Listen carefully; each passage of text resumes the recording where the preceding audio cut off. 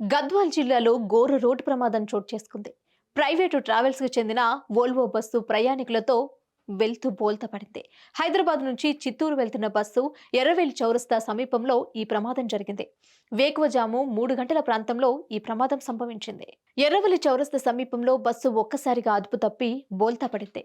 దాంతో వెంటనే మంటలు వ్యాపించాయి. అప్పటికే నిద్రలో ఉన్న ప్రయాణికులకు మెలకు వచ్చింది. వారు బస్ అద్దాలను పగలగొట్టి బయటకు దూకారు. అయితే ఒక మహిళ మాత్రం అందులో చిక్కుకుపోయింది. బయటకు రాలేక ఆ మంటల ధాటికి సజీవ దహనమైంది. మరో 5గురికి గాయాలయ్యాయి. వారిని కర్నూలు ఆసుపత్రికి తరలించారు. సమాచారం అందుకున్న అగ్నిమాపక సిబ్బంది ఘటనా స్థలానికి చేరుకుని మంటల్ని అదుపు చేశారు. ట్రావెల్స్ బస్సులో 40 మంది ప్రయాణికులున్నారు. ఈ బస్సు హైదరాబాద్ నుంచి చిత్తూరు వెళ్తోంది.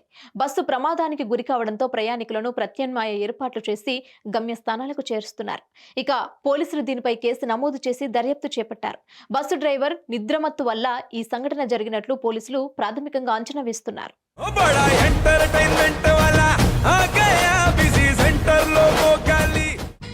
సక్కు సక్కేంద్ర సక్కు సక్కు బాయ్ బాయ్ బాయ్ బాయేంద్ర బార్కవ్ బాయ్ బాయ్. గిరాకి వచ్చే టైం ఏంది? కస్టమర్లు వస్తున్నాడు, రేడికి వెళ్ళి పీగురి.